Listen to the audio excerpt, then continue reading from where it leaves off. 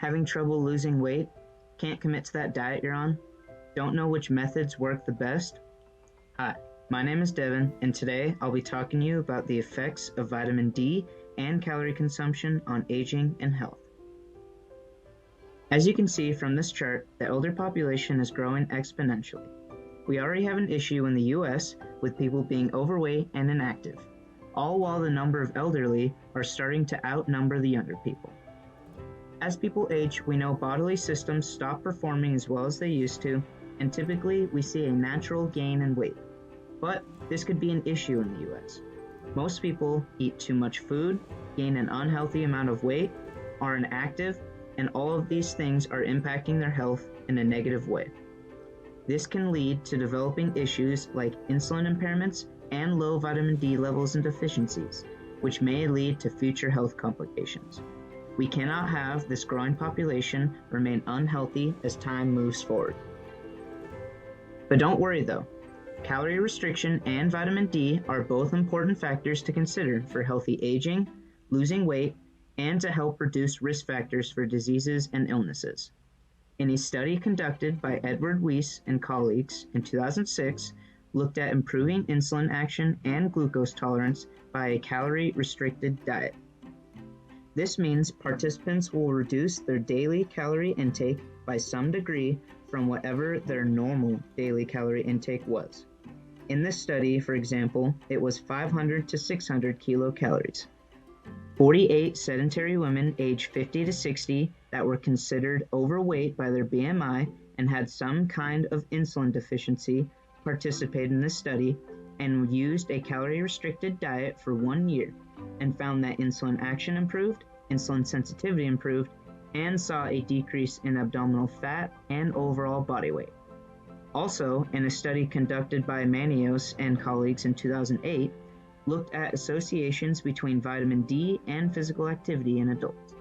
A total of 1,607 men and women participated in this study, and they found that those with higher physical activity levels also have higher vitamin D levels, which is good for overall health, bone health, and immune system function. They determined that exercise has a direct relationship with vitamin D levels in the body. I will now pass it off to my partner Ryan, who will talk about some of the implications involving this health strategy. Howdy, I'm Ryan. I'll be talking about implications and an exercise prescription. For calorie restriction to have its most profound and its longest lasting effects, it would be ideal to aim for long-term calorie restriction, which is about 6 months or more, but short-term also provides good effects, which would be about 3 months. It's important to combine this diet with physical activity and exercise and a vitamin D supplement, which can help with glucose metabolism and improving glucose control. This could be prescribed effectively to populations in aging or older or obese adults with metabolic diseases like T2D and or people with insulin sensitivity impairments. For vitamin D, all studies suggested that any exercise is beneficial for vitamin D. It could be indoor or outdoors. All exercise is better than none. In any case, we want to prevent getting nutrients from a pill or anything besides the natural state of whatever the nutrient is.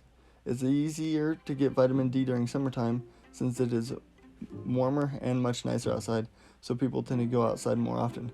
Spend time outside and spend time exercising, preferably do both at the same time. If trying to lose weight, exercise still benefits vitamin D. However, you should not only try to exercise to lose weight, calorie restriction is also very important. Our target group were people 50 or older. Since we studied the effects of diet and vitamin D, our exercise plan could include something as simple as walking outside.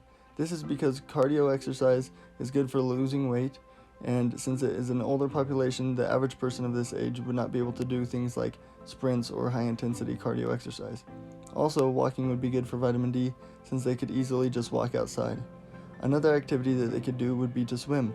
Swimming burns a lot of calories, which is good for weight loss, and it is easy on the joints, and it can also easily be done outside.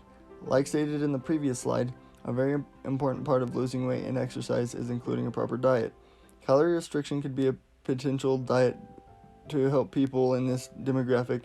Otherwise, exercise alone is not as beneficial as it could be when paired with a good diet.